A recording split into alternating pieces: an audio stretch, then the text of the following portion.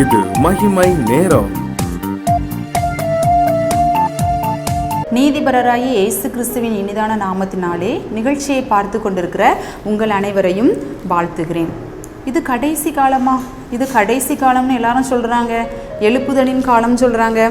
கடைசி காலமா இல்லையா? எழுப்புதல் வந்துட்டா வரலையா? எப்படி இது உண்மையாகவே இது கடைசி காலமா அப்படின்னு சொல்லிட்டு உங்கள் மனதில் குழப்பமாக இருக்குதா? ஆண்டவர் இன்று தெளிவுபடுத்த விரும்புகிறார். சரியா? தியானத்திற்கென்று எடுத்துக்கொண்ட வேத பகுதி மத்தேயு 11ஆம் அதிகாரம்.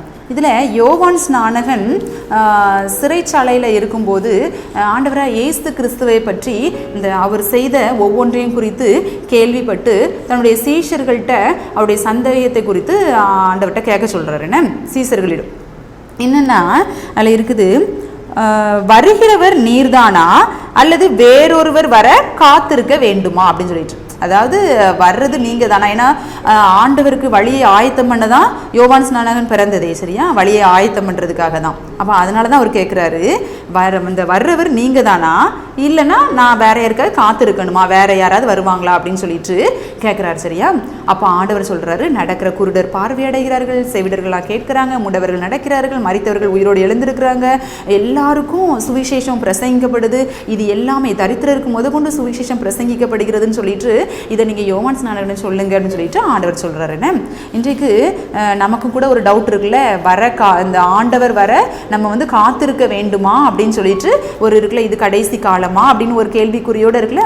ஆண்டவர் பதில் தருகிறார். மத்தேயு 24ஆம் அதிகாரத்தில் இருக்குது, இந்த உலகத்தின் முடிவுக்கும் உங்கள் வருகைக்கும் என்ன அடையாளம், எங்களுக்கு அடையாளத்தை சொல்லுங்கன்னு சொல்லிட்டு இந்த சீஷர்கள் தனித்திருக்கிற வேளையிலே ஆண்டவரை இயேசு கிறிஸ்துவிடம் கேட்டார்கள். அப்போ ஆண்டவர் சொல்வார், நிறைய காரியங்களை குறித்து சொல்வார். என்ன இதெல்லாம் நடக்கும், இதுதான் அந்த கடைசி காலத்திற்கு அடையாளம், கடைசி காலம் நெருங்கிட்டு அப்படின்னு சொல்லிட்டு நீங்கள் அலர்ட் ஆயிடணும் அப்படின்னு சொல்லி சொல்லுவாங்க. என்னெல்லாம் அப்படின்னா, யுத்தங்களும் யுத்தத்தின் செய்தியும் கேள்விப்படுவீங்க, ராஜ்யத்துக்கு விரோதமாக ராஜ்யம் எழும்பும், கொள்ளை நோய் வரும், பஞ்சங்கள் வரும், அப்புறம் நிலநடுக்கம் வரும், பூமி எதிர்ச்சி வரும், வெள்ளப்பெருக்கு வரும், அன்பு தணிந்து போகும். அடுத்து இதெல்லாம் நடந்தாலும் பூமியில் உள்ள எல்லா இடத்துலையும் எல்லா சிருஷ்டிகளுக்கும் அந்த சுவிசேஷம் பிரசங்கிக்கப்படும். அப்போ கடைசி காலம், இதுதான் கடைசி காலம் அப்படின்னு சொல்லிட்டு ஆண்டவர் சொல்றாரு. இதெல்லாம் நடந்துட்டா, இதெல்லாம் நம்மளுக்கு நடந்துகிட்டே இருக்குன்னு நம்ம கர்த்தரை விசுவாசிப்பதில் நம்மளுக்கு தடுமாற்றம் இருக்கக்கூடாது. சரியா? ஏன்னா கொள்ளை நோய் நம்மளுக்கு தெரியும், எத்தனையோ மாசக்கணக்காக அப்படியே நம்ம ஸ்டக்காகி நின்ன மாதிரி, உலகமே ஸ்டக்காகி நின்ன மாதிரி எப்படி இருந்தோம், வீட்டுக்குள்ளேயே அடைஞ்சிருந்தோன்னே கொள்ளை நோய்க்காக, கொள்ளை நோய் காரணத்தினால கொள்ளை நோய் பரவிடக்கூடாது அப்படின்னு சொல்லிட்டு. அப்போ கொள்ளை நோய் வந்துட்டுன்னு, கொள்ளை நோய் வந்துட்டு அந்த டைமில் வெட்டுக்கிளிகள் வந்துச்சு. இப்போ பஞ்சம் வந்துட்டு இருக்கு ஒவ்வொரு தேசத்துலேயும் பஞ்சம். ஒரு மூட கோதுமைக்காக நிறைய பேர் கட்டிப்பிடிச்சு சண்டை போட்டுட்டு இருக்காங்க. அது மாதிரி ஒரு வீடியோ வைரலாக பரவிட்டு வந்துச்சு என்ன கொஞ்ச நாள், சில தினங்களுக்கு முன்பதாக. அப்போ இப்படிப்பட்ட பஞ்சங்கள் வந்துட்டே இருக்குன்னு. இலங்கையிலலாம் எவ்வளவு விலைவாசி உயர்வு எப்படி இருந்துச்சு பஞ்சத்தின் காரணமாக. இப்படி எல்லா காரியங்களும் ஒவ்வொன்றா பைபிளில் சொல்லப்பட்ட ஒவ்வொன்றும் நம்மளுக்கு நடந்து கொண்டே இருக்குது. அநேகர்கள் எழும்பி கடவுள் இங்கே இருக்கிறார், ஆண்டவர் இங்கே இருக்கிறார் அப்படின்னு சொல்லிட்டு சொல்றாங்க. நிறைய ஊழியக்காரர்கள் கள்ள தீர்க்கதரிசிகளாக இருக்கிறார்கள். ஜனங்களை வஞ்சிக்கிறவர்களாக இருக்கிறார்கள். சரியா?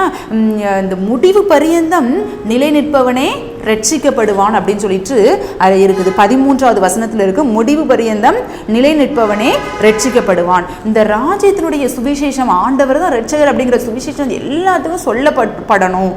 சரியா? இது எல்லாமே நம்ம ரொம்ப நெருங்கிட்டோம், விளிம்பில் தான் இருக்கும். இன்னும் நம்ம 100 வருஷம் இருக்கு, நம்ம பீரியட்ல 2ஆம் வருகையெல்லாம் வராது அப்படின்னு சொல்லிட்டு நம்ம நினைக்க முடியாதுன்னு. இது நம்ம கடைசி காலத்தில் தான் இருக்கும். நம்ம எதுக்கும் அலர்ட்டாக இருக்கணும். ஏன்னா சுவிசேஷம் ரொம்ப தீவிரமாக பரவிட்டு வருதுன்னு.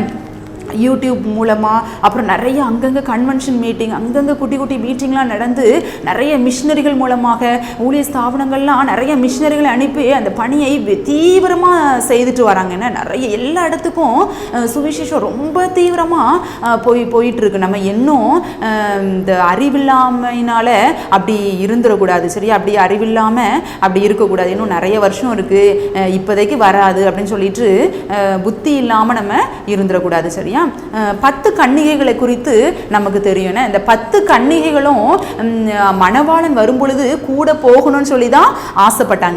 10 கன்னிகைகளுக்கும் தெரியும் இப்போ மணவாளன் வரப்போறாங்க, நம்ம போகணும் அப்படின்னு சொல்லிட்டு தெரியும். அது மாதிரி நமக்கும் தெரியும், இரண்டாம் வருகைன்னு ஒன்று வரப்போகுது, அதில் நம்ம எல்லாரும் எடுத்துக்கொள்ளப்படணும்னு சொல்லி தான் நம்ம எல்லாரும் வாஞ்சிக்கிறோம். இதில் 5 பேர் தான் புத்தி உள்ளவர்களாக இருந்தாங்க. எப்படி? ரொம்ப அலர்ட்டாக, எல்லாமே தெளிவாக, ரொம்ப அலர்ட்டாக இருந்தாங்கன்னா எண்ணெயெல்லாம் வச்சு எப்பவுமே விழிப்பாகவே இருந்தது அந்த 5 பேர் தான். சரியா? நம்மளும் அந்த புத்தி இல்லாதவர்களை போல இல்லை, புத்தியுள்ளவர்களாக எப்பவுமே அலர்ட்டாக இருக்கணும். ஏன்னா எப்போனாலும் ஆண்டவர் வரலாம். நம்ம இன்னும் இல்லை இன்னைக்கு எப்படியும் ஆண்டவர் வரமாட்டார், இன்னைக்கு ஒரு நாள் நான் அந்த பாவ வாழ்க்கையில் போய் இருந்துட்டு வந்துருந்தேன் அப்படின்னு சொல்லிட்டு போகக்கூடாது. என்ன, நம்ம ஆண்டவர் வருவதற்கு காத்து கொண்டு அந்த இடத்துலையே இருக்கணும். அவர் வருவதற்கு காத்து கொண்டு அந்த இடத்துலையே நம்ம இருக்கிறவர்களாக இருக்கணும். புத்தி இல்லாதவர்களால் போக முடியல. என்ன, ஏன்னா எண்ணெய் இல்லை, அவங்க எண்ணெய் வாங்கிட்டு வர்ற அந்த கேப்பில் இங்கே மணவாளன் புத்தி உள்ளவர்களை அழைச்சிட்டு போயிட்டார். என்ன, இப்போ இந்த புத்தி உள்ளவங்களாம் எவ்வளோ புலம்பிருப்பாங்கன்னா, இவ்வளோ நேரம் நான் காத்து தான் ஏசப்பா இருந்தேன் அப்படின்னு சொல்லி புலம்பிருப்பாங்க. என்ன, ஆனால் யூசேல உங்களை அறியேன்னு சொல்லிட்டு ஆண்டவர் சொல்லிட்டாரு.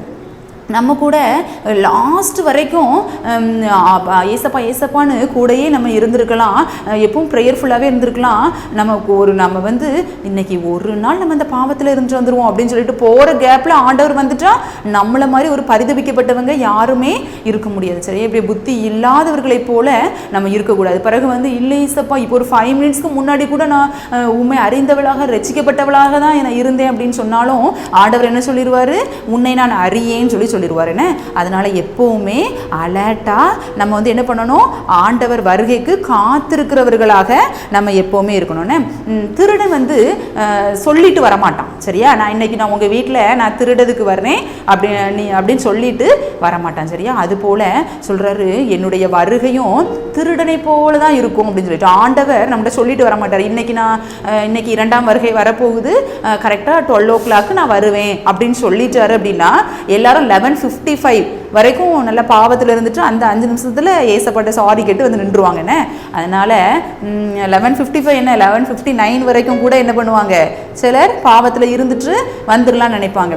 ஆண்டவர் அப்படி இல்லை, அவர் வருகை தெரியாது நம்மளுக்கு, எப்போனாலும் வரலாம், எப்போனாலும் நம்ம என்ன பண்ணணும்? ஆயத்தமாய் இருக்கணும். சரியா? ஒரு பஸ்ஸுக்காண்டி தான் நம்ம வெயிட் பண்ணுறோம் அப்படின்னா 7:20 தான் அதோட டைம் அப்படின்னாலும் அது முன்னையும் வரலாம் பின்னையும் வரலாம். என்ன, அதை கரெக்டான டைம்னு நம்ம சொல்ல முடியாது. ஆனால் எப்படியும் நம்ம ஏர்லியராக போய் வெயிட் பண்ணி நிற்போம்ல, அது மாதிரி ஆண்டவருடைய வருகைக்காகவும் நம்ம என்ன பண்ணணும்? காத்திருக்கிறவர்களாக இருக்கணும். எப்பொழுதும் விழித்திருந்து ஜெபம் பண்ணுகிறவர்களாக நம்ம இருக்கணும். இது கடைசி காலம் அப்படிங்கிறதுனால தீமைகள்லாம் பெருகும், கொடிதான காரியங்கள்லாம் எப்படியும் நம்ம கேள்விப்படுவோம். ஏன்னா அன்பு தணிந்து போகும்னு சொல்கிறாங்க. ஒரு சின்ன விஷயத்துக்காக கூட கொலை பண்ணுறவங்க நம்ம பார்க்குறோம். 1 பவுன் 1/2 பவுன் தங்க சங்கிலிக்காக கூட ஒரு சின்ன பிள்ளையை கொலை பண்ண ஒருத்தங்களை நம்ம பார்த்தோன்னே, என்ன அவங்க ரிலேட்டிவ் தானா, ஆனாலும் அந்த 1/2 பவுன், அந்த 1/2 பவுனா 1 பவுனான்னு தெரியல, அந்த ஒரு பிரேஸ்லெட்டுக்காக ஒரு 4 வயசு பையனை கொண்டுட்டாங்க. என்ன, அன்பு தணிந்து போயிட்டு. இது எல்லாமே கடைசி காலம் தான். கொடூரமான செய்திகளை நம்ம கேள்விப்பட்டுட்டே இருக்கோம். இதுவரைக்கும் நம்ம கேள்விப்படாத நிறைய அந்த கொடூரமானதெல்லாம் நம்ம கேள்விப்படுறோம். ஆனா நம்மளை எது பாதுகாக்கும் அப்படின்னா ஜெபம் தான் நம்மளை பாதுகாக்கும். அதான் ஆண்டவர் சொல்றாரு, விழித்திருந்து ஜெபம் பண்ணுங்கள் அப்படின்னு சொல்லிட்டு இருக்குன்னு. நம்ம கேர்லெஸ்ஸா இருக்கக்கூடாது, எப்பவும் கேர்ஃபுல்லா விழித்திருந்து ஜெபம் பண்ணுகிறவர்களாக நம்ம இருக்கணும். ஜெபம் தான் நம்மளுக்கு பாதுகாப்பு அரணாக இருக்கும். நம்ம தேசத்துக்காக ஜெபிக்கிற பிள்ளைகளாக நம்ம இருக்கணும். கர்த்தர் தாமே உங்களை ஆசீர்வதிப்பாராக. ஜெபம். ஏசப்பா, இந்த கடைசி காலத்தில் நாங்கள் இருக்கிறோம் தகப்பனே, இதை அறிந்தவர்களாக நாங்கள் எப்பொழுதும் விழித்திருந்து ஜெபம் பண்ணுகிறவர்களாக இருக்கணும். ஏசப்பா, இன்னும் பாவத்திலே ஒருவேளை திளைத்திருந்தவர்களாக நாங்கள் இருப்போமானால் ஏசப்பா அதிலிருந்து எங்களுக்கு விடுதலை தாங்க. ஏசப்பா, நாங்கள் புத்தியுள்ள கன்னிகைகளைப் போல அப்பா மணவாளன் வர காத்திருந்து மணவாளனோடு நாங்கள் எடுத்துக்கொள்ளப்படணும். ஏசப்பா, நீதியுள்ள நியாயாதிபதியாக நீங்கள் வருவீங்களே ஏசப்பா, இன்னும் காலம் செல்லாது தகப்பனே, அதை அறிந்தவர்களாக ஏசப்பா நாங்கள் புத்தியுள்ளவர்களாக நாங்கள் செயல்படணும். அதுக்கு எங்களுக்கு உதவி செய்யுங்கப்பா. விழித்திருந்து ஜெபம் பண்ணும் அந்த பெலனை எங்களுக்கு கட்டளையிடுங்க தகப்பனே. எப்பொழுதும் விழிப்புள்ளவர்களாக இருக்க எங்களுக்கு உதவி செய்யுங்க. இயேசுவின் ஜெபிக்கிறோம், ஜீவனும் பரிசுத்தமுள்ள நல்ல பிதாவே, ஆமேன்.